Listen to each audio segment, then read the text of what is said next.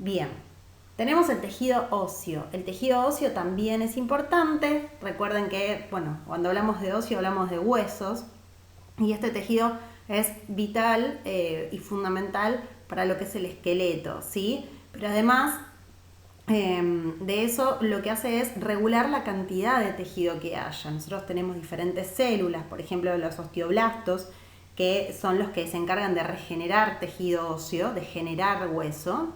Los osteocitos, que son los osteoblastos más maduros y que son los que una vez que cumplieron su función, bueno, se van a morir. Y los osteoclastos, que lo que hacen es eliminar hueso que ya está en desuso, por ejemplo, ¿sí? Y que tenga que regenerarse. Generalmente, en una etapa de niñez o en una etapa adulta, nosotros tenemos más osteoblastos, ¿sí? Que son los generadores de hueso. Y los osteoclastos lo que hacen es mantener el nivel.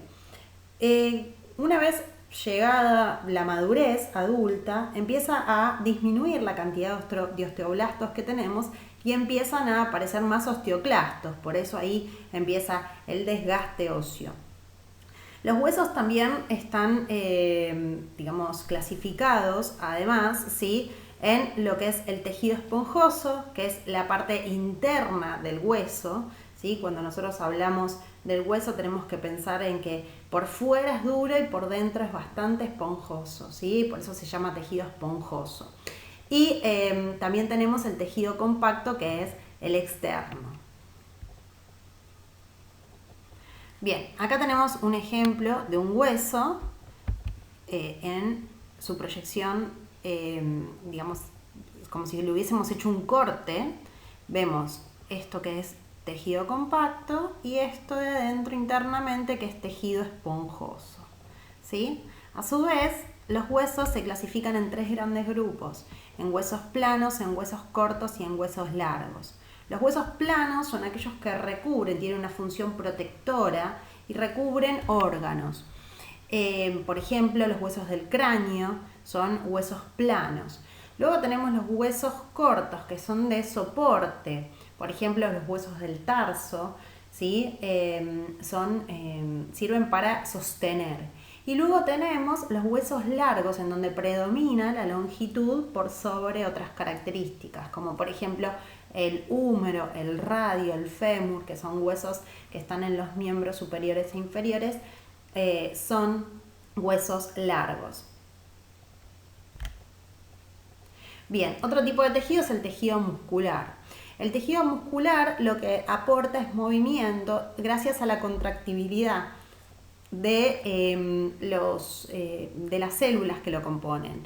El tejido muscular tiene fibras musculares que son muy importantes dentro de lo que es la contractibilidad y tienen colágeno y elastina. El colágeno y la elastina son muy importantes para generar esta tonicidad muscular y esta contractibilidad. Acá tenemos una fibra muscular, fíjense. Estas son fibras musculares.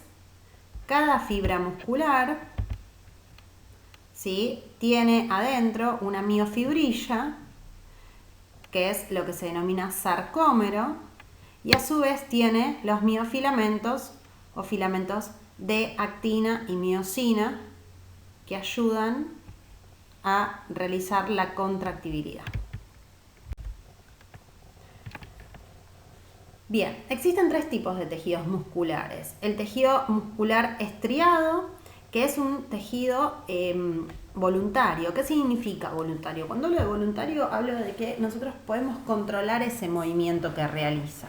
El tejido muscular voluntario lo encontramos en los músculos, por ejemplo, de los miembros, en los músculos del abdomen, en los músculos intercostales. Son músculos que yo puedo controlar si quiero que se muevan o no. Ese músculo es músculo estriado. Después tenemos el músculo cardíaco, que en realidad este músculo no es tan voluntario como el estriado, pero que es una mezcla entre lo que es el músculo estriado y el músculo liso. El músculo cardíaco es bastante más, digamos, resistente que el músculo liso, pero es involuntario. Acá tenemos el corazón, un dibujo del corazón. Este corazón siempre va a bombear y va a hacer que la sangre sea eyectada y transportada a todo el cuerpo. Y luego tenemos también el músculo liso. Como les decía, el músculo cardíaco es una mezcla entre lo que es el músculo liso y el músculo estriado, pero el músculo liso es involuntario.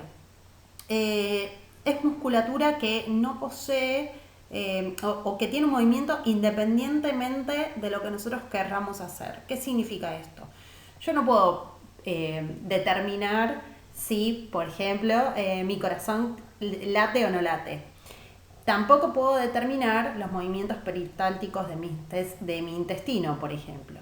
¿Qué significa esto? Que esos movimientos están regulados por fibras nerviosas que van directamente al cerebro y que son independientes de lo que nosotros querramos hacer.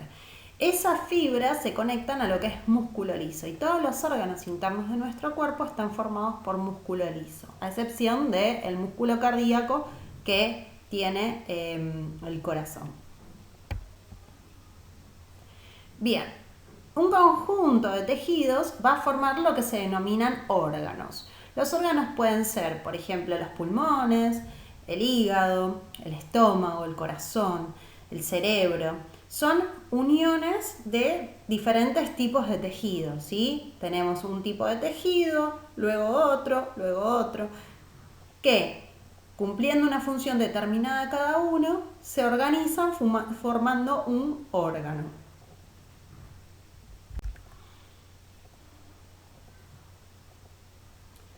Bien, acá tenemos lo que hace el conjunto o el sistema de órganos. Determina una población. Una población es un conjunto de individuos de una misma especie, ¿sí? Por ende pueden dejar descendencia, por eso se denominan población. Estos individuos van a estar formados por sistemas de órganos que, digamos, asociados entre sí, van a funcionar como una máquina bastante perfecta. El conjunto de poblaciones denomina a lo que se llama comunidad. Este conjunto de comunidades puede coexistir en un mismo lugar y esos lugares se denominan biotopos. ¿Qué es un biotopo? Es, digamos, un lugar que ofrece ciertas condiciones ambientales para que se desarrolle la vida en ellos. Bien, tenemos ahora el conjunto de comunidades que se denomina ecosistema. En estos ecosistemas conviven ciertos individuos y también conviven factores abióticos como será el clima, ¿sí? Y establecen relaciones para intercambiar energía y para que el intercambio de energía sea fluido. Esto se hace gracias a las redes tróficas, en donde hay organismos que producen su propio alimento, otros que se comen a otros seres vivos, ¿sí? Que son los consumidores, que se denominan heterótrofos. Tenemos primarios, secundarios y terciarios, y luego los descomponedores, que son los que transforman la materia orgánica en descomposición en materia inorgánica para que se pueda volver a empezar la cadena. Bien, y todo el conjunto dentro de los ecosistemas, los diferentes ecosistemas, determinan lo que se llama biosfera, ¿sí? En donde estamos ahí incluidos todos los seres vivos y, digamos, los factores bióticos y abióticos que encierran a lo que es la Tierra. Bueno, chicos, nos vemos en el próximo videíto. Espero que lo entiendan y nos estamos viendo. Un beso.